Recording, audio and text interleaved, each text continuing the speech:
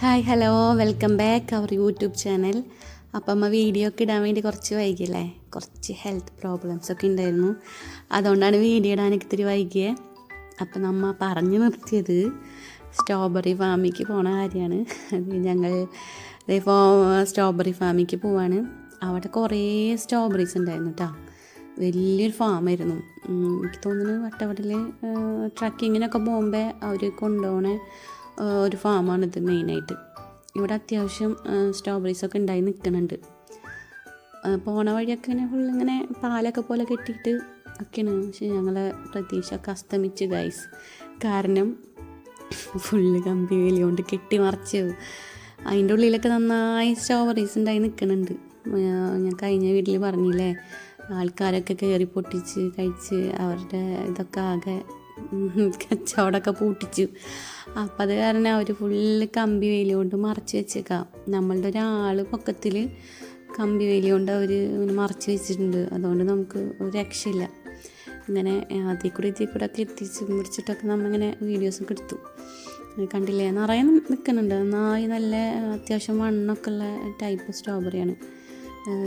ഐഷ എന്നിട്ട് സമാധാനം ഇല്ലാണ്ട് അതിൻ്റെ ഉള്ളിൽ കയറിയിട്ട് ഒരു ഭാഗം മറിച്ചിട്ടുണ്ടായിരുന്നില്ല.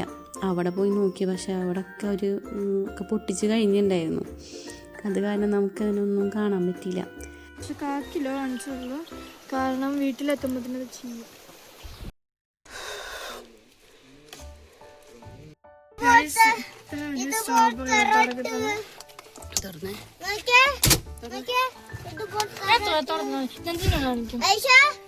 കഴുകൊന്നും വേണ്ട, അത്ര ഫ്രഷാണ്. കഴുകിയിട്ടൊക്കെയാണ് വെക്കുന്നത്.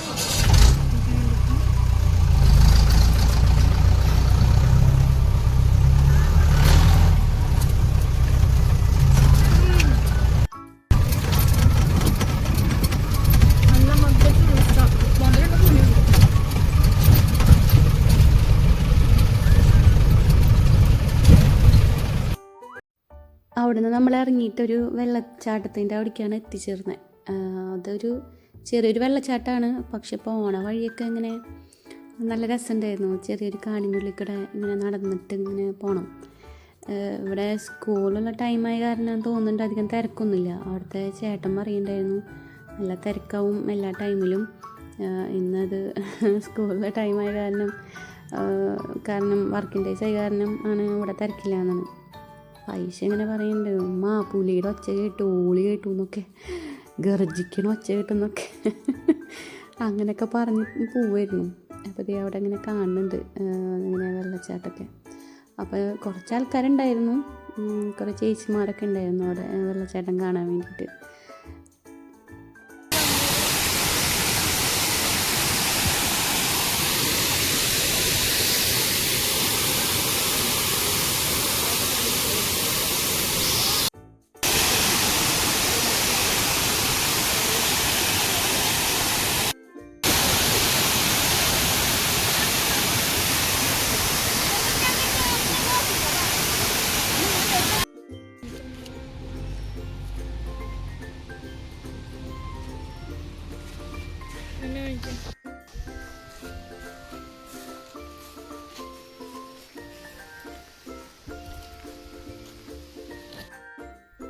ഞങ്ങൾ അവിടെ നിന്ന് ഇറങ്ങി വെള്ളച്ചാട്ടം കഴിഞ്ഞ് ഇറങ്ങി നേരെ റൂമിൽ പോയിട്ട് ചെക്ക് ഔട്ട് ചെയ്തു. എന്നിട്ട് ഞങ്ങൾ വട്ടവടയോട് വിട പറയുകയാണ് ഗൈസ്. ഞങ്ങൾ അത്യാവശ്യം അവിടെ ഫുള്ള് കവർ ചെയ്തു, വട്ടവട മൊത്തം. അപ്പോൾ പിന്നെ അവിടെ നിന്ന് ഇറങ്ങിയിട്ട് ഞാൻ മൂന്നാറിലോട്ട് പോകാമെന്ന് വിചാരിച്ചു. അങ്ങനെ മൂന്നാറിലേക്ക് പോവാണ്. അപ്പോൾ വട്ടവടയുടെ ഞങ്ങൾ ഇറങ്ങിയ ടൈമിൽ ഫുൾ കോടയായിരുന്നു അവിടെ. ഒരു രക്ഷ ഉണ്ടായിരുന്നില്ല. കോട കൊണ്ട് വണ്ടി ഓടിക്കാൻ തന്നെ പറ്റിയിരുന്നില്ല. മൊത്തം വന്ന് മൂടി. ഇറങ്ങി ഫോട്ടോസ് എടുക്കാൻ പറ്റിയിരുന്നില്ല. കാരണം വട്ടവടയുടെ എൻട്രൻസിൽ തന്നെ ആയിരുന്നു, ഗേറ്റിൻ്റെ അവിടെ ആയിരുന്നു. അത് കാരണം കണ്ടില്ലേ, ഫുൾ കോടയാണ്. പിന്നെ മൂന്നാർ എത്തണ വരെ കോടയായിരുന്നു. ഇടയ്ക്ക് വണ്ടി നിർത്തും ഫോട്ടോ എടുക്കും, ഇടയ്ക്ക് വണ്ടി നിർത്തും ഫോട്ടോ എടുക്കും. ഇതന്നെയായിരുന്നു. ഇങ്ങനെ അടുപ്പിച്ച് കോടയുടെ ഉള്ളിൽ കൂടെ പോയൊരു എക്സ്പീരിയൻസ് ആദ്യമായിട്ടാണ്. നല്ല രസമുണ്ടായിരുന്നു കേട്ടോ. ഒരു വണ്ടികളും കാണാൻ പറ്റില്ല. കണ്ടില്ല, ഐഷ അതിൽ കിടന്നിങ്ങനെ മറ്റേ യക്ഷിയുടെ പാട്ടൊക്കെ പാടി ഇങ്ങനെ ഓടിച്ചാടി വരായിരുന്നു.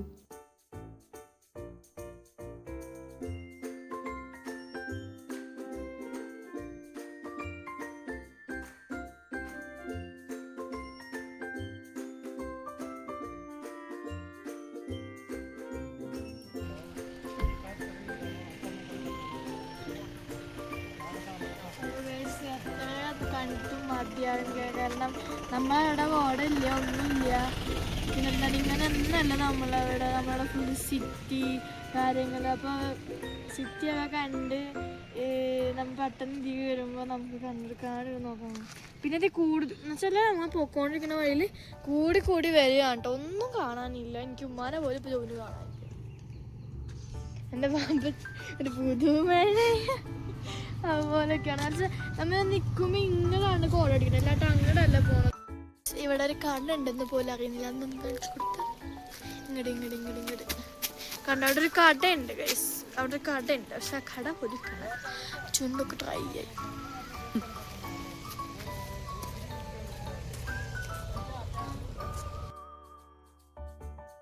കണ്ടിട്ടും മതിയാവണില്ല, അത്രയും രസമായിരുന്നു. മൂന്നാർ ഗ്യാപ്പ് റോഡ് വഴിയൊക്കെ പോയി.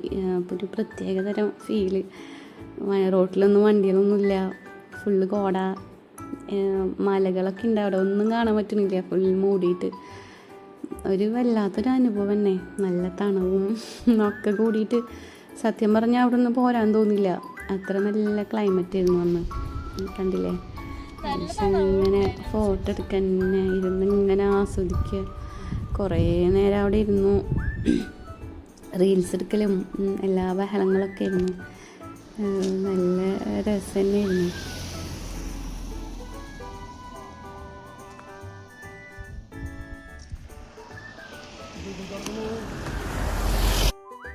ഇടയ്ക്കിടയ്ക്ക് ഓരോന്നൊക്കെ വാങ്ങി കഴിക്കണ്ടിട്ടാ. ചോളം കഴിച്ചു, അത് കഴിഞ്ഞ് കുറച്ചേരം കഴിഞ്ഞിട്ട് ഇടയ്ക്കിരുന്ന് ചായ കുടിച്ചു. മലകളും മഞ്ഞൊക്കെ കാണുമ്പോൾ വീണ്ടും നിർത്തി ഫോട്ടോസ് എടുക്കുക, ഒക്കെ എന്ത് രസമാണ് കാണാൻ. അങ്ങനെ ഞങ്ങൾ ഇങ്ങനെ പാട്ടും വെച്ച് വീഡിയോ എടുത്ത് ഫോട്ടോസ് എടുത്ത് ഇങ്ങനെ പോവുക.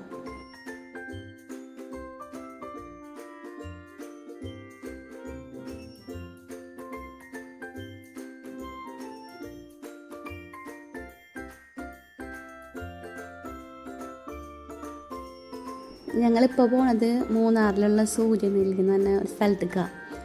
അവിടെ പോയി കഴിഞ്ഞിട്ട് പിന്നെ ബാക്കി അവിടെ എവിടേക്കെങ്കിലും പോവാന്നുള്ള പ്ലാനിലായിരുന്നു പോയേ. പോണ വഴിയൊക്കെ ഒരു രക്ഷയില്ല, എന്ത് രസമാണെന്നറിയോ. ഫുള്ള് മലകളും ഏതൊക്കെയോ സ്ഥലത്തേക്ക് എത്തിയ പോലത്തെ ഒരു ഫീലായിരുന്നു. ശരിക്കും പറഞ്ഞാൽ നമ്മൾ യാത്രകൾ പോകണം. ഈ ഒരിക്കലും മടുക്കാത്തൊരു പരിപാടി ഫുഡടി മാത്രമല്ല, യാത്രയും കൂടിയാണ്. അതൊരു ഈ പറഞ്ഞ പോലെ തന്നെ ഒരിക്കലും മടുക്കില്ല. എൻ്റെ ഒരു കാര്യം പറഞ്ഞേട്ടാ, എത്ര യാത്ര ചെയ്താലും ഒരു മടുപ്പ് ഫീൽ ചെയ്യില്ല. ഇത് പോയപ്പോൾ പറഞ്ഞു ഇനി പിറ്റേ ദിവസം എനിക്ക് വേറെ ഒരിക്കലും പോവാം. അത്രയും ഒരു ഭയങ്കര ത്രില്ല്, പ്രത്യേകിച്ച് മലയും കാടും മഞ്ഞും അതൊക്കെ ആസ്വദിക്കാനാണ് കൂടുതലിഷ്ടം.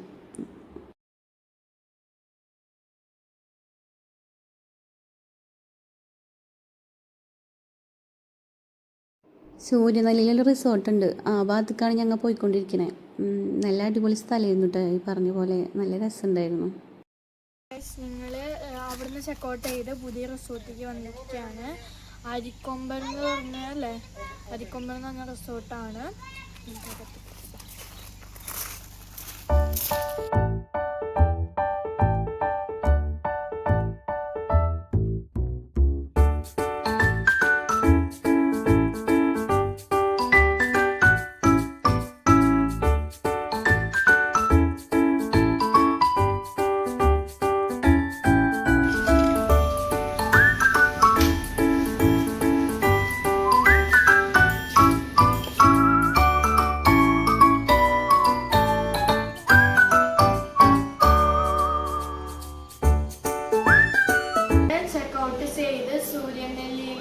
അരിക്കൊമ്പൻ എന്ന് പറഞ്ഞൊരു റിസോർട്ടിൽ സ്റ്റേ ചെയ്യാൻ വേണ്ടി വന്നിരിക്കുകയാണ്.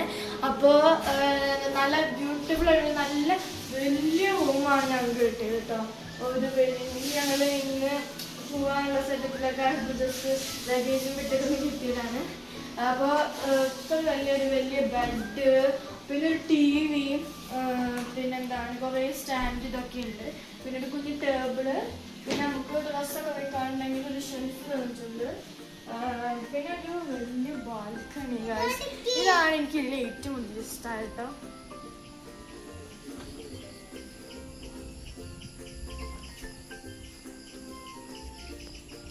പ്രകൃതിരമണീയമായ സ്ഥലം. കാരണം നമ്മളെ കൂടെ 2 പേരാണ് ഈ റിസോർട്ടുള്ളത്. അപ്പോൾ നല്ല സമാധാനമാണ് guys. രാവിലെ എണീക്കുമ്പോൾ കാടിനൊക്കെ ഒരൊച്ചയായിട്ട് എണീക്കാം. ഇത് മൊട്ടക്കുന്ന് പോലത്തല്ലേ? റിസോർട്ടിൻ്റെ ഒരു കിലോമീറ്റർ മാറിയിട്ട് അവിടെ ഒരു സിബ് ലൈൻ ഉണ്ടായിരുന്നു. അപ്പം ഞങ്ങൾ ഒരു വൈകുന്നേരമായപ്പോൾ സിബ് ലൈനിൽ കയറാൻ വേണ്ടി പോയി. ഞാനും ഐഷയും കൂടിയിട്ടാണ് പോയത്. സിബ് ലൈനിൽ 400 മീറ്ററിൻ്റെ ആയിരുന്നു. നല്ല അടിപൊളി എക്സ്പീരിയൻസ് ആയിരുന്നു. ഇത്രയും ദൂരത്തേക്ക് സിബ് ലൈനിൽ പോയില്ല, കുറച്ച് ദൂരമുള്ളതാണ് പോയിട്ടുള്ളത് വയനാട്ടിൽ നിന്ന്. ഇത് നല്ലൊരു തേയിലത്തോട്ടത്തിൻ്റെ ഉള്ളിൽ കൂടെ ഒരു പോക്ക്. എൻ്റെ പക്ഷെ ഭയങ്കര സ്പീഡായിരുന്നു. ഐഷ പതുക്കെ വരുന്നുണ്ടായിരുന്നുള്ളൂ. പിന്നെ അവിടെ എത്തുന്ന സമയത്ത് എങ്ങനെയാണ് എവിടെയെങ്കിലും കൊണ്ടിടിക്കുമോ എന്നൊക്കെയുള്ള പേടി കൊണ്ട് അതൊന്നും എൻജോയ് ചെയ്യാൻ പറ്റിയില്ല. ഞാൻ ഐഷാനെ വീഡിയോ എടുക്കുന്ന തിരക്കും അവിടെ എത്തിക്കഴിഞ്ഞാൽ എങ്ങനെയാണെന്നുള്ള അറിയാത്ത കാരണം ഒരു പേടി ഉണ്ടായിരുന്നു. പക്ഷേ നല്ലൊരു എക്സ്പീരിയൻസ് ആയിരുന്നു അത്.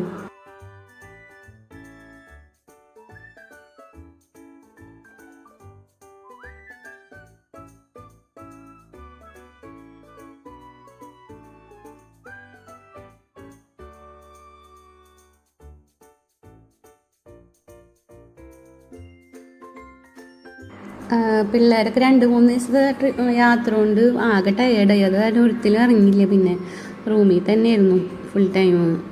പിറ്റേ ദിവസം നേരം വിളിക്കുമ്പോൾ ഞങ്ങൾ വീണ്ടും മൂന്നാറിനോട് ഞങ്ങൾ യാത്ര പറഞ്ഞിട്ട് വീട്ടിലേക്കുള്ള വഴി പിടിച്ചു.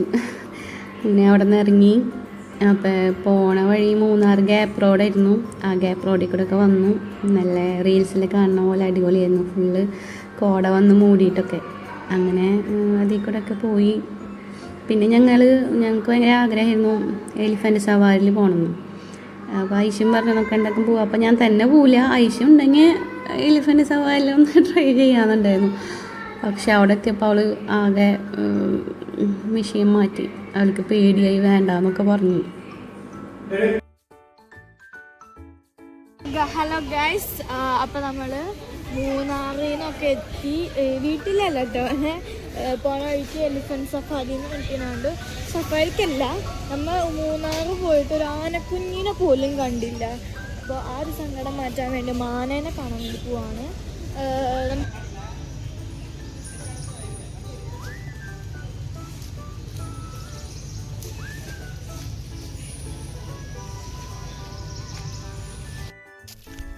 കുറച്ച് നേരം മാനേനൊക്കെ നോക്കി നടന്ന് ഞങ്ങൾ അവിടെ നിന്ന് ഇറങ്ങി.